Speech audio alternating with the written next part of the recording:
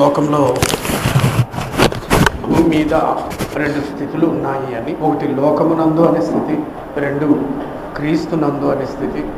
లోకమునందు అనే స్థితికి అపవాది సాతాను రాజు అని, పాపము మరణము అక్కడ పెత్తనము చెలాయిస్తుంది అని, దేవుని ఆజ్ఞలకు వ్యతిరేకంగా వ్యవహరించాలనే ప్రోత్సాహం, 22 రకాల చెడ్డ గుణాలని పెంచుకునే అవకాశము, దేవుని ఉగ్రత మాత్రమే లోకమునందు ఉండే వారి మీద ఉంటుంది అని, శాంతి సమాధానం అటు వారికి లభించదు అని, దొరకదు అని కిందటి వారం మాట్లాడుకున్నాం. యేసు ప్రభువును ఈ లోకానికి పంపించిన తండ్రి, ఆయన మన పాపాల నిమిత్తం శిలువ మరణము పొంది సమాధి చేయబడి తిరిగి లేపబడిన తర్వాత క్రీస్తునందు అన్న ఒక ప్రత్యేకమైన వాతావరణాన్ని, పరిధిని దేవుడు తన కుమారుల కొరకు ఏర్పాటు చేశాడు. లోకంలో ఉండే వాతావరణము తాతాని యొక్క ప్రతినిధిగా మనల్ని చూపిస్తే, తయారు చేస్తే, క్రీస్తునందు అనే వాతావరణము క్రీస్తులాగా తయారు చేస్తుంది. అందుకు ఈ వాతావరణాన్ని లేక పరిధిని దేవుడు ఏర్పాటు చేశాడు. అందులో పలు రకాల ఆశీర్వాదాలని అనుగ్రహించాడు. రక్షణ అనేది ఒక అద్భుతమైన ఆశీర్వాదం. రక్షణను గురించి చాలామందికి సరైన అవగాహన లేదు, తెలీదు. తెలిస్తే మన జీవితాలు, ప్రవర్తన, మనం మాట్లాడే తీరు, తెగులు, ఆలోచన విధానము మారుతాయి తెలిస్తే. తెలియకపోతే లోకములో ఉన్నప్పుడు ఎలా ప్రవర్తించామో ఇప్పుడు కూడా అలాగే ప్రవర్తించిన వారముగా ఉంటాము. తేడా ఉండదు. తేడా ఒకటే, ఆదివారము లోకంలో ఉన్నప్పుడు ఆదివారం ఆరాధనకి వెళ్ళలేదు, ఇప్పుడు ఆరాధనకు వస్తాం. అంతకంటే ఇంకేం తేడా ఉండదు. దేవుడు రక్షణను అందుకు ఇచ్చాడా? క్రీస్తునందు అన్న పరిధిని అందుకు సృష్టించాడా? తన కుమారుడైన యేసుక్రీస్తును మన కొరకు శిలువ మీద అందుకు అర్పించాడా? జస్ట్ ఆదివారము ఆరాధనకు వచ్చి ఆరాధన చేశాము అన్న భావంతో ఇంటికి వెళ్ళిపోతే చాలు అనుకునేటట్లుగా ఏర్పాటు చేశాడా? బాగా ఆలోచించాలి. మనలో చాలామంది రక్షణను నిర్లక్ష్యము చేస్తున్నాము, తెలీదు. రక్షణ గురించి మాట్లాడుతున్నాం, కిందటి వారం మొదలుపెట్టాం. రక్షణ విషయంలో నిర్లక్ష్యంగా ఉండేవాళ్ళు ఉన్నారా అని కిందటి వారం ఒక ప్రశ్న వేసి మొదలేశాను. నేను రక్షణ పొందాను అన్న ఆనందము, సంతోషము, అనుభూతి నాలో ఎప్పుడైనా కలిగిందా? ఇప్పటికీ కూడా రక్షణలో కొనసాగుతున్నాను అన్న నమ్మకము లేక విశ్వాసము నాకుందా? ఉంది అని సాధారణంగా మనల్ని మనము సమర్థించుకోవడానికి కాదు, మనసాక్షి నోరు మూయించడానికి ప్రయత్నం చేసే ప్రమాదము లేకపోలేదు. తన్ను తాను మోసం చేసుకోవడం అంటేనే అది. అవును, నేను రక్షణలోనే ఉన్నాను కదా, రక్షణను కొనసాగించుకుంటున్నాను కదా. నరకము అంటే భయం ఉందా నాకు? ఎప్పుడైనా ఆలోచిస్తానా? ప్రభురాత్రి భోజనం తీసుకున్నప్పుడు అది శాపం అవుతుంది అన్న భావము నాలో ఎప్పుడైనా కలిగిందా? రక్షణకు దానికి ఉండే సంబంధం తెలియపరిచేది. నేను నరకానికి పోతానేమో, లోకమంతా సంపాదించి నరకానికి పోతే, బ్రతికినంత కాలం ఆదివారం ఆరాధనకు హాజరై నరకానికి పోతే ప్రయోజనమేంటి? అంతకంటే దౌర్భాగ్యము జీవితము ఇంకేమైనా ఉంటుందా?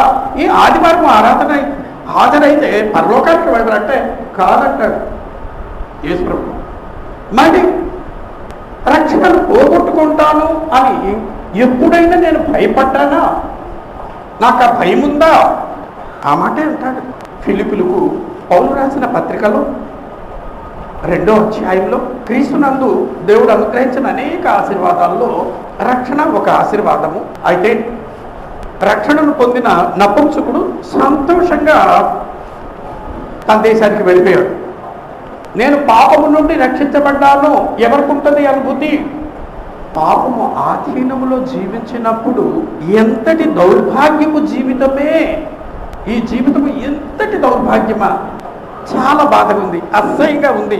నా పని నాకే, నా విషయంలో నాకే, నేనంటే నాకే అసహ్యంగా ఉంది అన్న భావం ఉండే వాళ్ళకు మాత్రమే రక్షణ యొక్క విలువ తెలుస్తుంది. నేను బాగానే ఉన్నాను అనుకున్న వాళ్లకు రక్షణ గురించి అర్థం కాలేదు. కాబట్టి ఆదివారం వచ్చినా సరే నిద్రపోతూ ఉంటారు. ఎప్పుడైనా ఆదివారం రావచ్చు, అట్లా బాప్తిసం పొందితేనే 80% అయిపోయినట్టే. ఆ తర్వాత ఆదివారం ఆరాధనకి వెళ్తే పరలోకానికి చేరుకుంటాము అని నమ్మిన వాళ్ళు ఉన్నారు. అదంతా మోసము. అపవాది పన్నిన తంత్రంలో, కుట్రలో ఒక భాగం అది. ఫిలిప్పీయులకు పౌలు రాసిన పత్రిక 2వ అధ్యాయము 12వ వచనంలో, కాగా నా ప్రియులారా, మీరు ఎల్లప్పుడూ విధేయులై ఉన్న ప్రకారము నా యందు ఉన్నప్పుడు మాత్రమే కాక, అంటే అపోస్తుడైన పౌలు వచ్చినప్పుడు చాలా విధేయత, ఎవరికి? దేవునికి చాలా విధేయత చూపే వ్యక్తులుగా కనబడ్డారు. ఫిలిప్పీ పట్టణంలో ఉండే క్రీస్తు సంఘ సభ్యులు. అప్పుడు ఏ మచ్చకలు లేవు, ఏ రోమన్ క్యాథలిక్ లేదు, ఏ లూథరన్స్ లేరు, ఏ పెంతుకొస్తోళ్ళు లేరు, ఏ సిఎస్ఐ వాళ్ళు లేరు, ఎవ్వరు లేరు. కేవలం క్రీస్తు సంఘం మాత్రమే. నా యుద్ధ ఉన్నప్పుడు మాత్రమే కాక మరి ఎక్కువగా నేను మీతో లేని ఈ కాలంలో, నా ఎదురు ఉన్నప్పుడు దేవునికి లోబడినట్లుగా కనబడ్డారు. గుడ్, చాలా మంచిది. నేను లేని సమయంలో మరి ఎక్కువగా ఈ కాలమందును భయముతోనూ వణుకుతోనూ మీ సొంత రక్షణను ఎవరు కొనసాగించాలి? నా రక్షణను నేను కొనసాగించాలి. ఎలా కొనసాగించాలి? నాకు భయం ఉండాలి, వణుకు ఉండాలి. నేను పోగొట్టుకుంటానేమో అన్న భయం నాకు ఎప్పుడైనా ఏర్పడిందా? ఏర్పడితే నువ్వు రక్షణలో ఉన్నావు. ఏర్పడితే నువ్వు భయపడి ఉంటే అంటాడు దేవుడు, నిన్నైనా నన్నైనా. అమ్మ, నేను రక్షణను పోగొట్టుకుంటానేమో అన్న భయం నాలో ఎప్పుడైనా కలిగిందా? పర్లేదు, ఆదివారము నాకు ఇష్టం వచ్చిన ఆదివారం వెళ్తాను, ఇష్టం వచ్చినప్పుడు వెళ్తాను, వింటే వింటాను, వినకపోతే లేదు. వాళ్ళకి రక్షణ అర్థం కాలేదు. పాపము ఆధీనంలో ఉన్నప్పుడు జీవించే జీవితము ఎంత దౌర్భాగ్యమైనదో వాళ్ళకి తెలియదు. అంటే దాని అర్థము దేవుడు కోరిన నాణ్యమైన జీవితము కలిగిన దేవుని కుమారుడు ఎలా ఉంటారో అన్నది తెలియదు. బాప్తిసం పొందడం మంచిది, క్రీస్తు సంఘం బైబిల్లో ఉంది, ఇంకేం లేదు. కాబట్టి క్రీస్తు సంఘంలో బాప్తిసం పొందితే సరిపోద్ది అని, అది వాస్తవమే, చాలదు. దేవుడు రక్షణను అనుగ్రహించాడు. పోగొట్టుకుంటానేమో, ఎప్పుడైనా పోగొట్టుకుంటావు.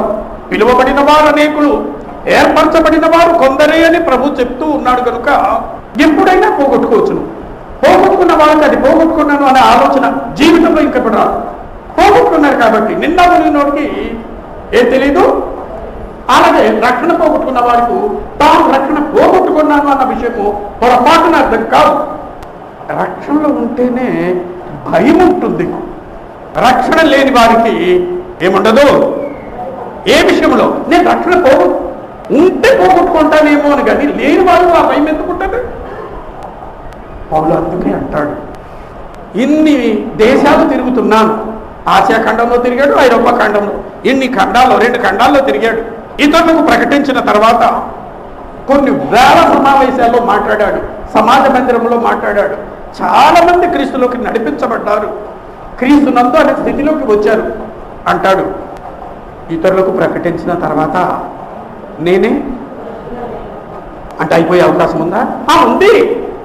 నువ్వు భ్రష్టుడు కాకుండా ఉండడానికి శరీరంలో ఒక ముళ్ళు పెడతాను అన్నాడు దేవుడు. అది ముందు అర్థం కాలేదు. తర్వాత ఊరుకోవయ్యా, నీకుండే జబ్బు బతికినంత కాలం ఉంటుంది. ఆ జబ్బు నువ్వు నాశనము కాకుండా, భ్రష్టుడము కాకుండా ఆ జబ్బు నీలో పెట్టాను. నువ్వు అణిగి మడిగి ఉంటావని, భయముతో వణుకుతో నీ రక్షణను కొనసాగించుకుంటావని. కొరింథీయులకు పౌలు రాసిన మొదటి పత్రిక 9వ అధ్యాయం 27వ వచనంలో, కొరింథీయులకు పౌలు రాసిన మొదటి పత్రిక 9వ అధ్యాయం 27వ వచనంలో, గాలిని కొట్టినట్టు నేను పోట్లాడలేదు, కానీ ఒకవేళ ఇతరులకు ప్రకటించిన తర్వాత నేనే ఏమైపోతాను? అపోస్తలుడికే అందరి ద్రాక్ష పళ్ళ అది. ఎస్, భయం లేకపోతే అపోస్తుడు కాదు ఎవరికైనా సరే పరలోకంలో ప్రవేశం ఉంది, నిత్య జీవం లేదు. మరి ఇంతకాలము నేను క్రైస్తవ కుటుంబంలో పుట్టానని, చిన్నప్పటి నుంచి క్రీస్తు సంఘం సండే స్కూల్లో పెరిగాను అని, బాప్తిసం పొందిందే క్రీస్తు సంఘంలో అని ఒకవేళ అనుకుంటే అది అనుకున్నంత మాత్రం కాదు. రక్షణానందము ఎవరికి వారికి కలగలదు, ఎవరి అనుభూతి వాళ్ళదే. ఒకరిది ఇంకొకరికి రాదు. నేను గాలి పీల్చిస్తే ఇంకొకరు బ్రతకరు, నేను మాత్రమే బ్రతుకుతాను. నేను భోజనం చేస్తే నా కడుపే నిండుతుంది, ఇంకొకరి కడుపు నిండదు. నేను నిద్రపోతే నాకే విశ్రాంతి ఉంటుంది, నేను నిద్రపోతే ఇంకొకరికి విశ్రాంతి దొరకదు. రక్షణ కూడా అలాంటిదే. భయము మనకు ఉండాలి. ఇతరులకు ప్రకటించిన తర్వాత నేనే భ్రష్టుడైపోదునేమో అని నా శరీరమును, కిందటి వారిలో చెప్పాను, నా శరీరమును అంటే శరీరము కాదు, నేను శరీరము అనుకునే ఆ నమ్మకము, ఆ విశ్వాసం ఉందే. ఎందుకంటే ఉదయం లేచినప్పటి నుంచి ఏ టిఫిన్ చేద్దామా, ఏ బట్టలు వేసుకుందామా, ఎంతసేపు స్నానం చేద్దామా, ఏ పౌడరు వేసినో, ఇంకేమైనా బాక్స్ రాసుకొని ఆఫీస్కు, పనికి, బయటికి రెడీగా ఉందామా అని ఎంతసేపు శరీరాన్ని గురించి మాత్రమే. ఈవేళ వంట ఏది వండుకుంటే బాగుంటుందో ఆదివారం అని ఎలా తెలుస్తుంది? నాన్ వెజ్ వండితే కదా. శరీరమును గురించి ఆలోచించి, నేనంటే శరీరమును అని అనుకుంటూ ఆలోచించే ఆలోచన నా శరీరమును నలుగొట్టుకొని దానిని నా మనసు, నేను శరీరము అనే ఆలోచన ఉందే నా మనసులో, హృదయంలో చిన్నప్పటి నుంచి పెట్టారు. బ్రతికినంత కాలం అది ఉంటుంది, బ్రతికినంత కాలం. యేసు ప్రభువే అతీతుడు, దానికి లోబడని వాడు.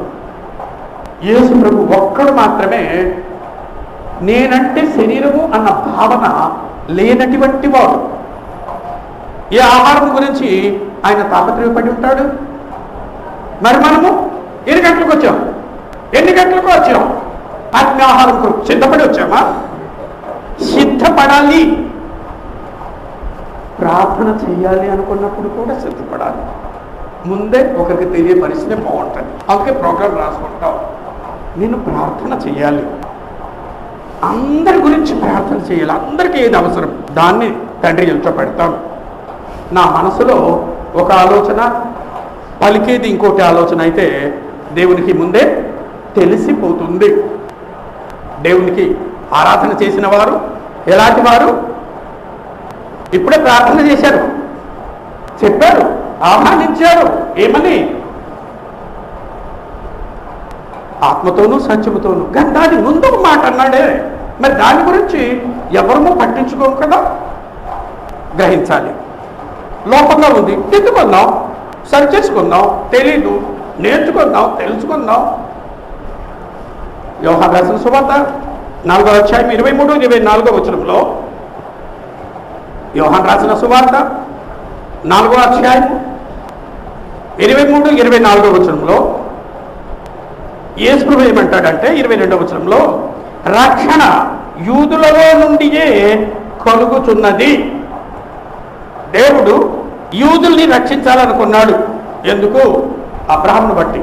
వారు మాత్రమే విగ్రహారాధన చేయదు, యెహోవాను సేవించిన వారు అని.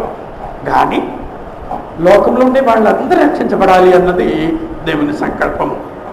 రక్షణ యూదుల్లో నుండియే కలుగుతున్నది. 23వ వచనము, అయితే యథార్థముగా ఆరాధించువారు అంటే ఆరాధించడానికి ఏముండాలి? యథార్థత ఉంటే నేను ఎప్పుడు వస్తాను? నేను సిద్ధపడ్డానా? మరి వాళ్ళు సిద్ధపడ్డారా? వాళ్ళు ఆలస్యంగా వచ్చారుగా.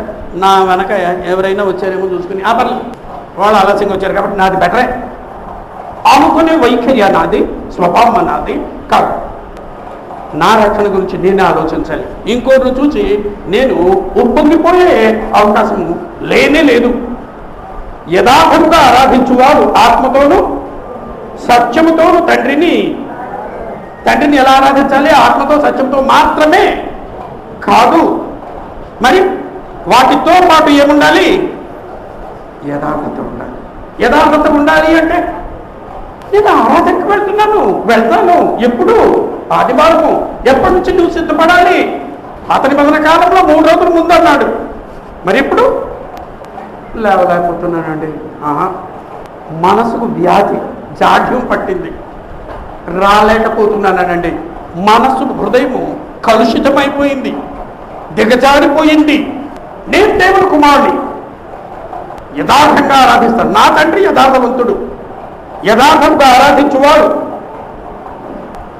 ఆత్మతోనూ సత్యంతోనూ తండ్రిని ఆరాధించు కాలం వచ్చుచున్నది, అది ఇప్పుడు వచ్చే ఉన్నది.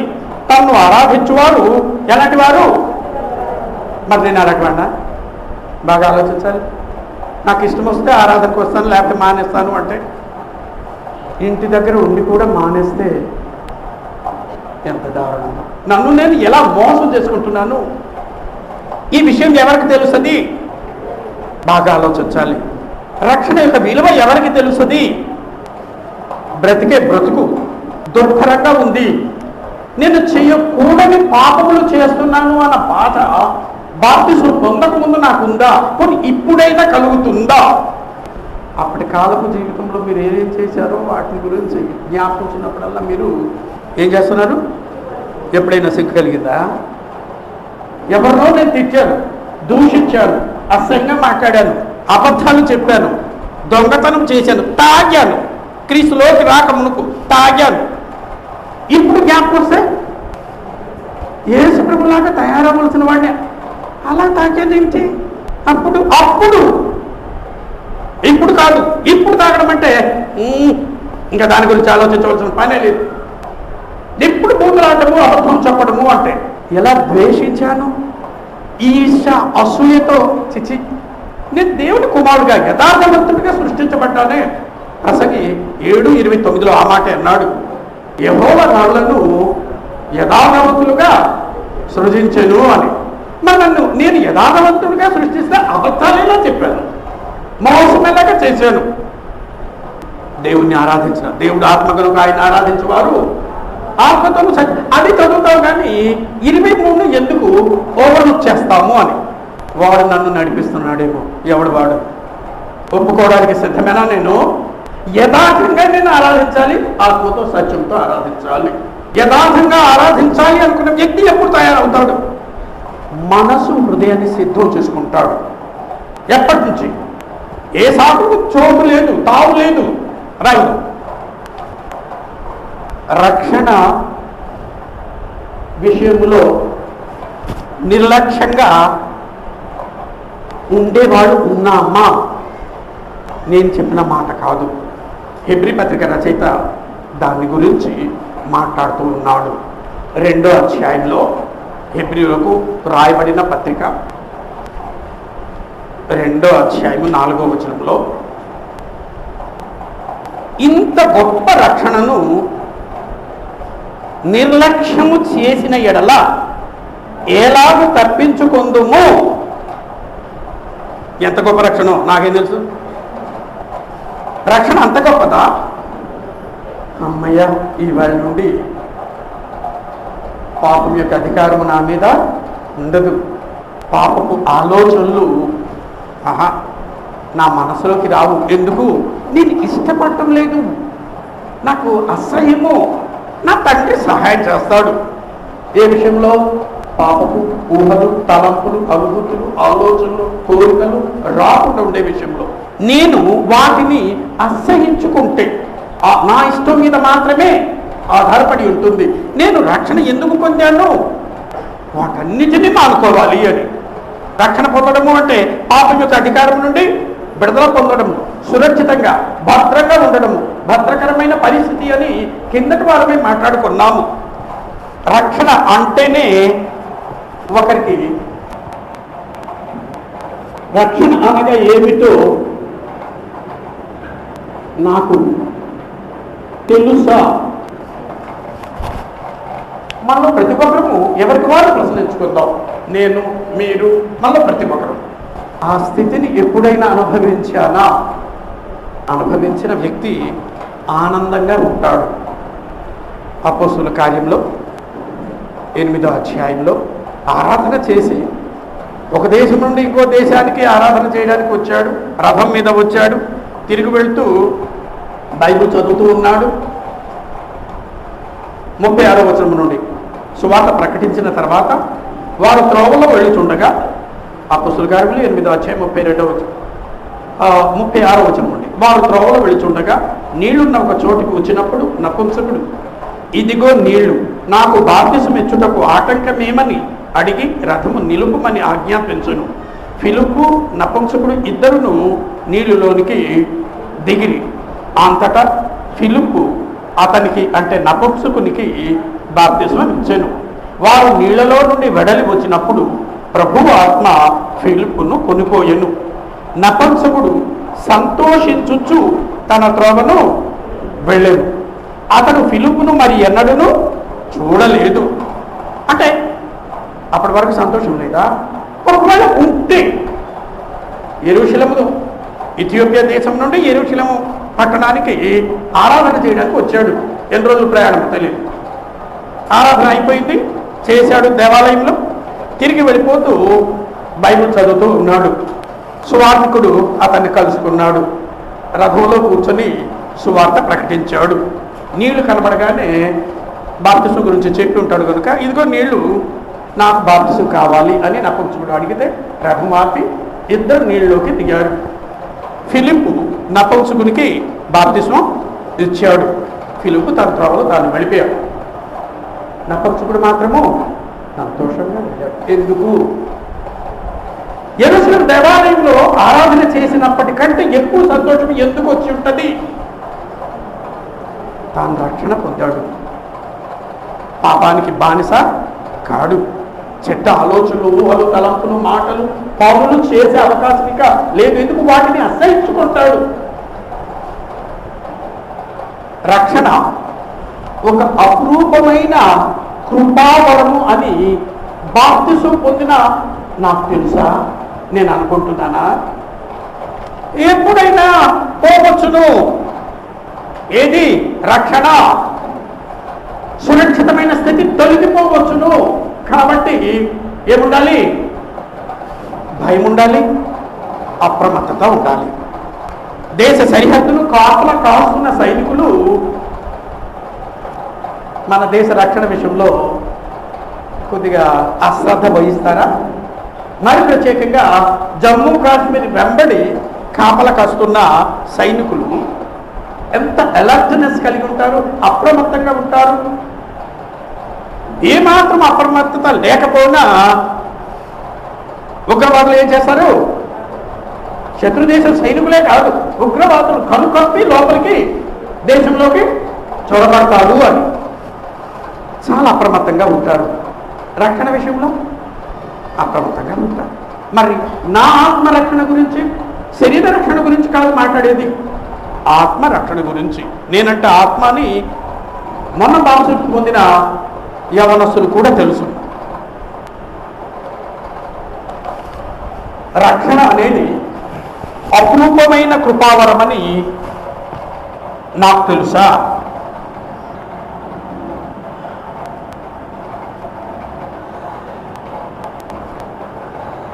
రక్షణ ఒక అపురూపమైన కృపావరం.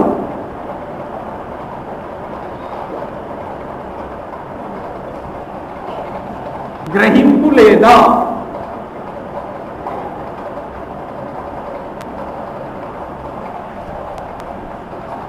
ఉందా? ఫిలిప్పీలకు పౌలు రాసిన పత్రికలో ఇప్పుడే చదువుకున్నాం. అతనికి ఉంది, ఇతరులకు ఉండాలి అని కోరుతూ ఉన్నాడు. హెబ్రీ పత్రిక రచయిత ఏమంటాడంటే, నిర్లక్ష్యము కూడదు, దేవుడు దండిస్తాడు, విరోధులను దహించబోవు, తీక్షణమైన అగ్ని అలాంటి వారి విషయంలోనే కావుకొని ఉంటది. నేను రక్షణను నిర్లక్ష్యం చేస్తే ఎలాగ దాని నుండి తప్పించుకుంటాను? ప్రమాదం ఏమిటి అంటే, గ్రహిస్తున్నాడా? గ్రహింపు అనేది ఉందా? ఎలాంటి పరిస్థితి అంటే, రక్షణ పోగొట్టుకున్న వాళ్లకు అసలు భయం ఉండదు. రక్షణను పోగొట్టుకుంటాము అన్న భయమే వాళ్ళకు ఉండదు. మరి ఎవరికి ఉంటుంది? రక్షణ ఉంటే వాళ్ళకి ఆ భయం ఉంటుంది. పోగొట్టుకున్న వాళ్ళకు ఆ భయము ఉండదు. బాగా ఆలోచించాలి. ఇంత నేను రక్షణలో ఉన్నానా, తప్పిపోయానా అన్నది. రక్షణ నేను రక్షించబడిన వాడనా, రక్షణలో కొనసాగుతున్నానా, రక్షణ నుండి బయటికి పోయానా అన్నది ఎవరికి వారు వేసుకోవాల్సిన ప్రశ్న. రక్షణను పోగొట్టుకుంటాను అన్న భయము నాకు లేకపోతే బహుశా నేను అసలు రక్షణ పొందలేదేమో. రక్షణ పొందని వారికి రక్షణ గురించి భయము ఉండవలసిన అవసరమే లేదు. రక్షణ పోగొట్టుకున్న వాళ్ళకు ఆ భయం రాదు, ఏర్పడదు. ఎవరితో ఎలా మాట్లాడినా, ఏం మాట్లాడేస్తానేమో, ఎలా ప్రవర్తిస్తానేమో, నాకు కోపం వచ్చేస్తుందేమో, విసుగు వచ్చేస్తుందేమో, నిరాశ వచ్చేస్తుందేమో, ఆవేశం ఎక్కువ వచ్చేస్తుందేమో, తిట్టేస్తానేమో, దూషిస్తానేమో. దేవుని ఉగ్రత క్రింద ఉంటే చనిపోతే, దేవుని ఉగ్రత క్రింద ఉండి చనిపోయిన వ్యక్తులు ఎక్కడికి వెళ్తారు? దావీదు శ్రమలు వచ్చినప్పుడు ఆ ప్రశ్న వేస్తున్నాడు, దేవుణ్ణి అడుగుతున్నాడు, ఏమని? నువ్వు నన్ను కోపంతో శిక్షిస్తున్నావు, బాధ ఎక్కువైపోయింది నాకు, నేను ఇప్పుడు చనిపోతే నా గతి కాను, ఎక్కడికి వెళ్తాను? నరకంలో నేను నిన్ను స్తుతిస్తానా? నరకంలో నిన్ను ఎవరైనా కనపరుస్తారా? దేవుని ఉగ్రత క్రింద ఎవరుంటారు? రక్షణలో ఎదగాలి అన్న కోరిక, ఆతృత నాకుందా? రక్షణ విషయంలో నిర్లక్ష్యంగా ఎవరుంటారు? రక్షణ అంటే ఏమిటో తెలియని వాళ్ళు, రక్షణ ఒక అపురూపమైన కృపావరమని గ్రహింపు లేని వాడు, రక్షణలో ఎదగాలి అనే ఆలోచన, కృషి నాకుందా? పేతురు తను రాసిన మొదటి పత్రిక 2వ అధ్యాయం 1 నుంచి 3 వచనాల్లో చెప్పాడు. ఎఫెసీ పత్రికలో 4వ అధ్యాయం 15వ వచనంలో చెప్పాడు. పేతురు రాసిన మొదటి పత్రిక 2వ అధ్యాయం 1 నుంచి 3 వచనాల్లో, ప్రభు దయాళుడని మీరు రుచి చూచి ఉన్న ఎడల సమస్తమైన దుష్టత్వమును, సమస్తమైన కపటమును, వేషధారణను, అసూయను, సమస్త దూషణ మాటలు అంటే ఉన్నట్ట లేనివి మానేయాల. నాలో ఉన్నాయని ఎప్పుడైనా నన్ను నేను ప్రశ్నించుకున్నానా? బాగా ఆలోచించాలి. నాలో దుష్టత్వం ఉందా, కపటం ఉందా, వేషధారణ ఉందా, నాకు అసూయ ఉందా, దూషణ మాటలు మాట్లాడతానా? మానేసి కొత్తగా జన్మించిన శిశువులను పోలిన వారై, అంటే ఎప్పుడు ఏ వైఖరి ఉండాలి? నన్ను నేనేమనుకోవాలి? నాకు చాలా విషయాలు తెలుసును అనుకోవాలా? అలా అనుకోకూడదు. అలాగనుకుంటే ఇంకా నేర్చుకునే అవకాశమే లేదు. అబ్దుల్ కలాం గారు ఊపిరి ఆగిపోయినంత వరకు ప్రయోగాలు చేస్తూనే ఉన్నారంట. ఆయన క్లాసులో బోధిస్తూ చనిపోయాడు. ఆయన చెప్పిన మాటలు అంటే అబ్దుల్ కలాం గారు చెప్పిన మాట, నేర్చుకున్నవి ఇంకొకటి నేర్పించాలి. అలాగే నేను నేర్పిస్తేనే నేర్చుకున్నట్టు, నేను నేర్పించకపోతే నేను ఏది నేర్చుకోలేదు అని అర్థం. బాగా ఆలోచించాలి. మాని కొత్తగా జన్మించిన శిశువులను పోలిన వారై నిర్మలమైన వాక్యమును పాల వలన రక్షణ విషయంలో ఎదుగు నిమిత్తము ఆ పాలనే అపేక్షించాలి. అంటే నేను చాలా సార్లు చెప్పాను, చాలా మందికి అర్థమైనట్టుగా నేను చెప్పలేదు అనుకుంటా. భౌతికంగా జన్మించిన శిశువుకు తల్లి పాలిస్తుంది, తల్లి పట్టించుకుంటది, అన్ని విషయాలు చూస్తుంది. భౌతికంగా జన్మించిన శిశువు, శారీరకంగా జన్మించిన. ఆత్మీయంగా జన్మించడము అంటే బాప్తిస్మము పొందడము. నీకు నువ్వే ఆ పాలను వెతుక్కుని వెళ్ళు, సంపాదించు. అమ్మ ఇచ్చింది చిన్నప్పుడు కదా, ఇప్పుడు ఎవరైనా నా దగ్గర కాదు, నువ్వు వెళ్ళు, పాలు ఎక్కడ దొరుకుతుందో. అపేక్ష ఉండాలి. అక్కడ ఆకలి, ఇక్కడ అపేక్ష. ఆకలి కూడా ఉంటుంది. దేవుని వాక్యము అనే పాలును ఎప్పుడు నేను కోరుకునే వ్యక్తిని కాకపోతే బహుశా నేను పుట్టలేదు. అసలు విషయము ఎవరికి? దేవునికి పుట్టలేదు, రక్షణ పొందలేదు. No way. దేవునికి పుట్టని వాళ్లకు, దేవునికి జన్మించని వాళ్లకు ఆత్మీయమైన ఆకలి ఎందుకు ఏర్పడుతుంది? వాక్యం అనే పాలు వినాలి. ఆ వాక్యాన్ని వినుట వలన విశ్వాసము కలుగుతుంది. విశ్వాసము ఏర్పడితే దాన్ని ఆచరణలో పెడితే అప్పుడు అది వాక్యం అనే పాలుగా మారుతుంది. ఆచరణలో పెట్టి విన్నంత మాత్రం కాదు, నాకు నేను ప్రయత్నం చేయాలి. వారానికి ఒకసారి భోజనం చేస్తే సరిపోద్దమ్మా, ఎందుకు చాలు. మరి వాక్యం అలాగే నేనంటే శరీరము అనే భ్రమలో నుండి ఇంకా బయటపడలేదు. అందుకే అన్నాను, పౌలు అన్నాడు ఉంటది అది ఆ భ్రమ, ఎవరు బయటపడరు. ఎప్పుడు కృషి చేస్తూ ఉండాలి. ఇతరులకు ప్రకటించిన తర్వాత నేనే భ్రష్టుడైపోతానేమో అని నా శరీరమును అంటే శరీరాన్ని నలుగొట్టుకుంటాడా, కొట్టుకుంటాడా, గుద్దుకుంటాడా, గిచ్చుకుంటాడా, పొడుస్తాడా, కొడాలతో కొట్టుకుంటాడా? కాదు. నేను శరీరము అన్న నమ్మకం ఉందే హృదయము మనసులో, దాన్ని ఆ ఆలోచన నలుగుట్టుకుని నా అదుపులో నేను పెట్టుకోవడం. అంటే నేనంటే ఎవరని? ఎప్పుడు నేను ఆత్మ అనుకుంటే ఆకలేస్తుందిగా నాకు. ఏ ఆకలి? ఆత్మీయ ఆకలి తీర్చేదేది దేవుని వాక్యము. దీని వల్ల విశ్వాసము కలుగును, జీవనియమం. ఎవరు దాన్ని నేను కాదన్నానంటే నేను అసలు పుట్టలేదు, సమస్య లేదు. అక్కడ ఆలు లేదు, చూలు లేదు. ఆ సార్ ఏమిటి మీ అందరికీ తెలుసు, మీరు మాట్లాడటం లేదు. నేను పుట్టలేదు. చిన్నోడు అనుకున్నాడు అంట, తిరిగి పెద్దవాడే బాగా చదువుకుని మంచి ఉద్యోగం సంపాదించుకొని అమెరికా వెళ్ళి 10 సంవత్సరాలు ఉండి కొన్ని కోట్లు సంపాదించుకొని వచ్చి ఇక్కడ ఫ్యాక్టరీ పెట్టి చాలా మందికి ఉద్యోగాలు ఇచ్చి పెళ్లి చేసుకుని పిల్లలు, బంగ్లా, కార్లు, విమానము. ఆడ వయసు ఎంత? 3 సంవత్సరాలు 4 సంవత్సరాలు. దాన్ని ఏమంటారు? ఆలు లేదు, టూలు లేదు. మా పిల్లల్ని ఇలా చదివిస్తాను, చంద్రమండలానికి పంపిస్తాను. అమెరికా చాలుగా, తాను వచ్చేసరిగా ఇంకా చంద్రమండలానికి, గ్రహాంతరానికి, ఇంకా వేరే విశ్వానికి ఉంటే పంపించి చదివిస్తాను. నువ్వు పుట్టకపోతే నీకు ఆకలి ఎక్కడి నుంచి వస్తుంది? దేవునికే పుట్టకపోతే. నువ్వు పుట్టావా దేవునికి? బాగా ఆలోచించాలి.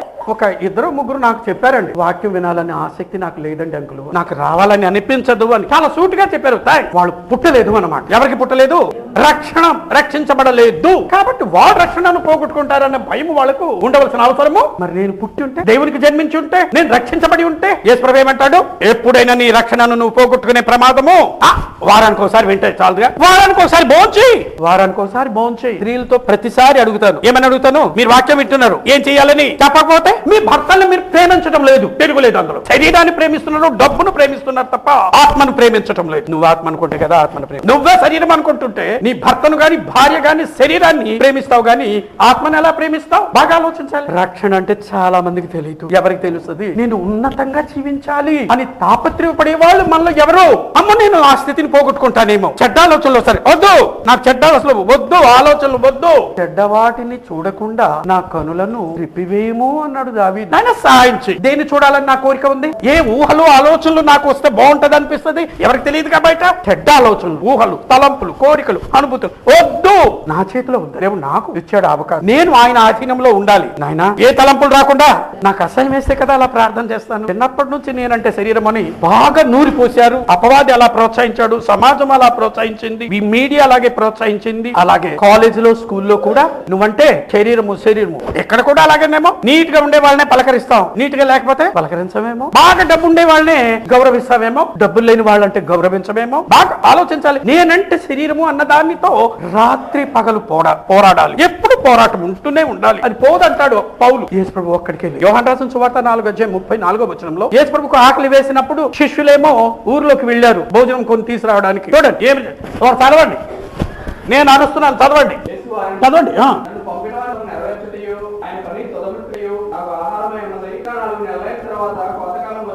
చాలు.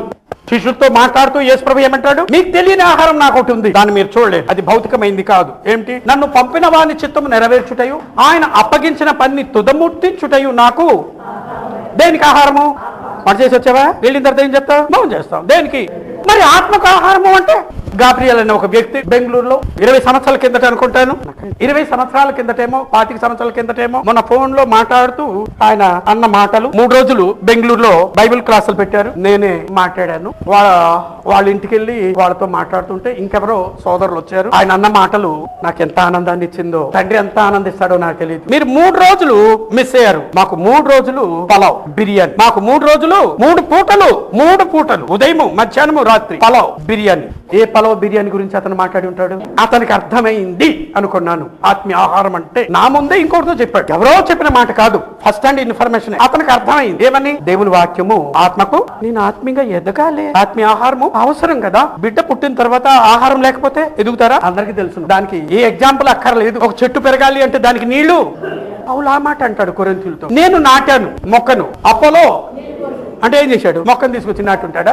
కాదు. ఈయన నిజంగా నీళ్ళు పోసి ఉంటాడా? దృష్టాంతం అది, పోలికది, ఉపమానం అది. మీరు ఆత్మీయంగా జన్మించే ఏర్పాటు నేను చేశాను. మీరు ఆత్మీయంగా పెరిగేటట్లుగా అపోలో మీకు వాక్యము చెప్పాడు. నా పని నేను చేశాను, అతని పని అతను చేశాడు అని. ఎఫెసీయులకు పౌలు రాసిన పత్రిక 4వ అధ్యాయము 15వ వచనంలో ఒకరు నిలబడి గట్టిగా చదవండి. అందరికి వెనకుండే వాళ్ళు కూడా వినబడాలి.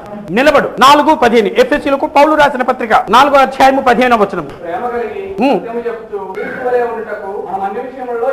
ఎన్ని విషయాల్లో ఏమవ్వాలి అంటే ఈ ఎదిగే పని బ్రతికినంత కాలము కొనసాగే పని. ఎదగాలి అనే ఆలోచన ఎవరికి వారికి ఉండాలి. వ్యక్తిగతంగా నా పిల్లలు ఎదగటం లేదు అని పిల్లలు ఎదగకపోతే ఎవరు పట్టించుకుంటారు? డాక్టర్ దగ్గరికి వెళ్తారు, ట్రీట్మెంట్ తీసుకుంటారు, తిండి మార్చేస్తారు, హార్లిక్స్ ఇంకేమైనా సిరప్లు ఇంకేమైనా. పిల్లలు ప్రాపర్ గా ఎదగటం లేదు అనుకున్న ప్రతి తల్లిదండ్రులు డాక్టర్ దగ్గరికి వెళ్ళి సలహా తీసుకుంటారండి. సత్యం గారు, మరి మీ గురించి ఎవరు సలహా తీసుకోవాలి? మీ గురించి ఎవరు చూడాలి? మీరే చూడాలి. సిస్టర్ గారి గురించి మీరు, మీ గురించి సిస్టర్ గారు వివాహం చేసుకున్న వారు అయ్యుంటే ఆత్మీయంగా ఎదగాలి, ఆత్మీయ ఆహారం కావాలి. ఇంకా పాత పద్ధతులేనా? ఇంకా ఆ చీకట్ల నుండి బయటపడలేదా? బ్రతికినంత కాలము ఏ భావనతో పోరాడవలసి వస్తుంది, ఏ నమ్మకంతో పోరాడవలసి వస్తుంది? నేనంటే శరీరము అన్న భావనతో నమ్మకంతో పోరాడాలి. నేను శరీరమును కాను అని ప్రతి క్షణము పోరాడాలి. ఇతరులకు ప్రకటించిన తర్వాత తానే ఏమైపోతాడు అని అతనికి ఏముంది కాబట్టి ఏం చేశాడు? తన శరీరమును అంటే తానంటే శరీరము అన్న భావనను నమ్మకాన్ని నలుగొట్టి తన అదుపులో ఈ ఆహారం ఎప్పుడు అవసరం. ప్రేమ కలిగి సత్యము చెప్పుచ్చు ఎవరిలాగా ఉండాలి. ఎప్పుడైనా స్త్రీలు మీ పురుషులతో ఎప్పుడైనా అన్నారా, ఏమండి మీరు క్రీస్తులా కనబడుతున్నారండి? ఎవరైనా అన్నారా? ఎవరు అనలేదు. మీరు క్రీస్తులా కనబడటం లేదండి అన్న మాట కూడా అన్నారా? పోనీ అదైనా అన్నారా?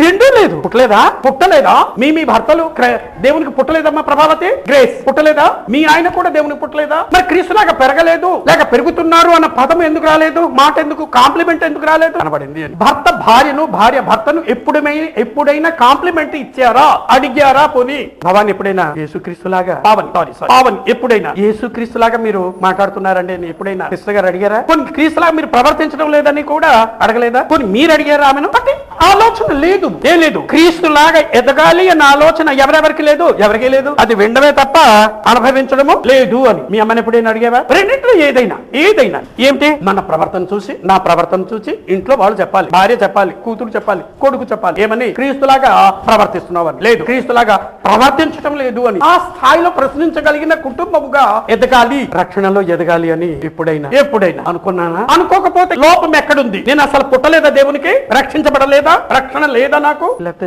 నిర్లక్ష్యంగా ఉన్నాను? క్రియ సంఘ సభ్యుడిని, క్రియ సంఘంలో బాప్సు పొందితే 80% పూర్తయిపోయింది. ఇంకా 20% ఏమిటి? ఆదివారము ఆరాధనకు వస్తే 20% పూర్తయిపోతే ఎక్కడికి వెళ్ళిపోతాను?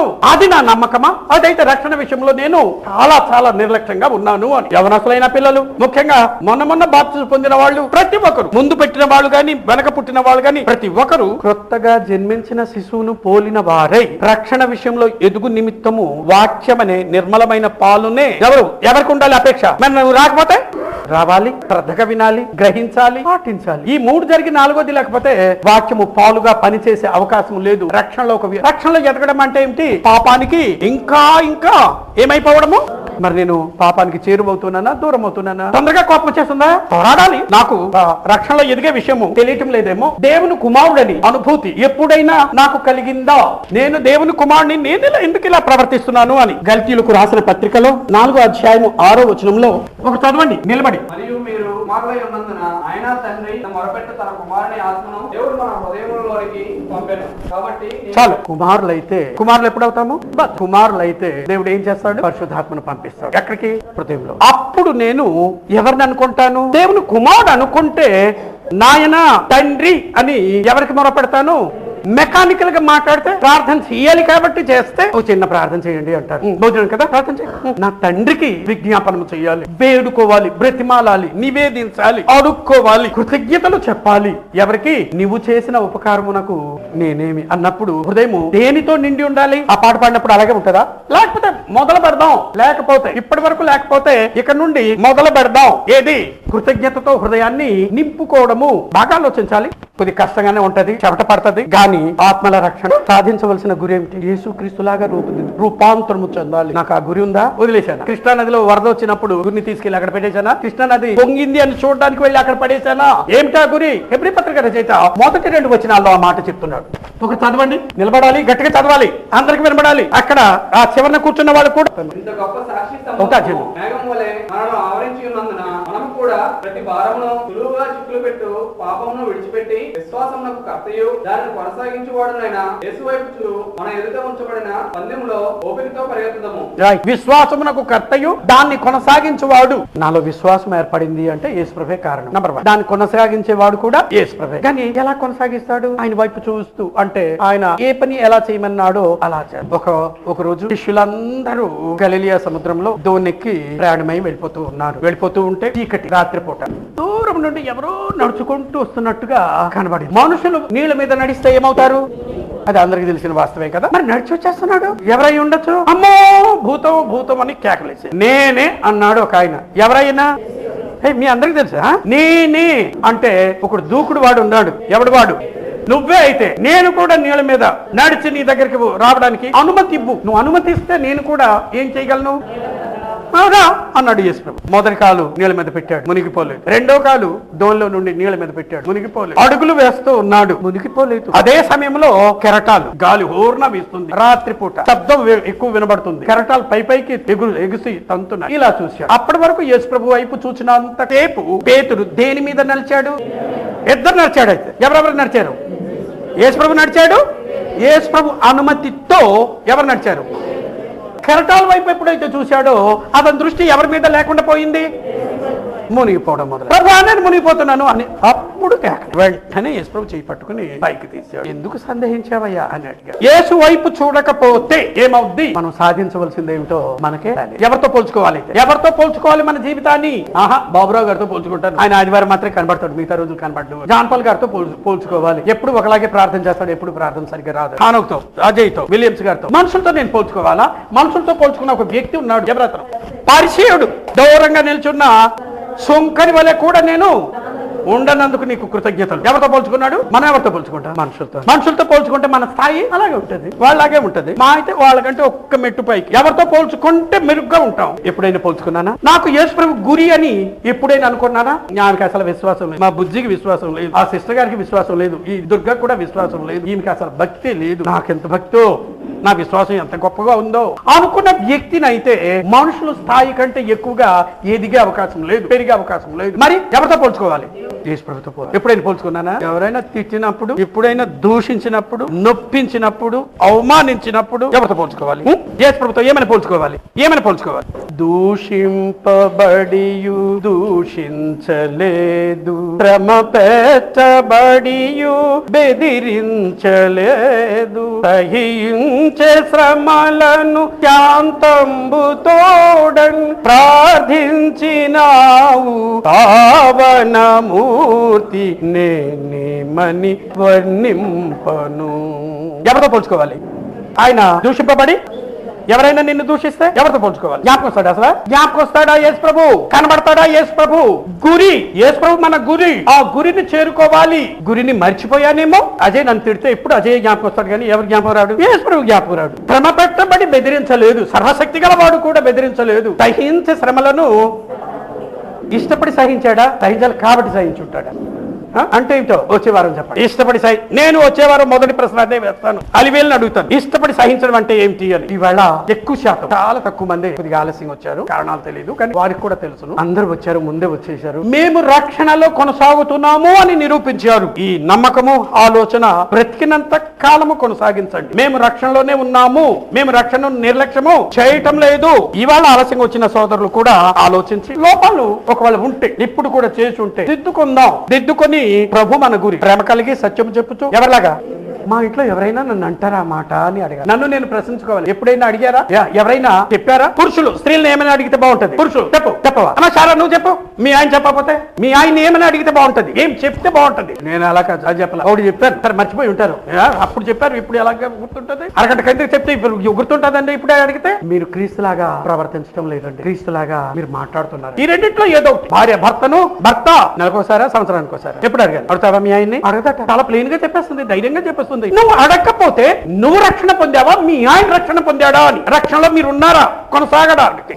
అసలు పుట్టకపోతే ఎదిగే అవకాశం ఎవరికి? మరి పుట్టకుండానే రక్షణలో ఎదగాలి అంటే ఎలా సాధ్యమవుతుంది? గుణాలు మారాలి అంటే ఎలా మారుతుంది? పుట్టకపోతే దేవునికి నాయన తండ్రిని ఎప్పుడైనా ప్రార్థన చేశానా? నా ప్రార్థన దేవుడు వింటాడని. అసలు పుట్టకపోతే ఎలా వింటాడు? ఎవరి పిల్లలు అమ్మా అమ్మా అంటే నువ్వు వెనక్కి చూస్తావా? నీ పిల్లలు అంటే వెనక్కి చూస్తావా? మరి దేవుని బిడ్డను అనడానికి రుజువు ఏమిటి? పరిశుద్ధాత్మను పంపించాడా? నేను రక్షించబడ్డానా? రక్షణలో కొనసాగుతున్నానా? అపరూపమైనదిగా భావిస్తున్నానా? దాన్ని పోగొట్టుకుంటాను అన్న భయం నాకుందా? ఒకవేళ లేకపోతే ఈ బడి నుండి మొదలు పెడతాం.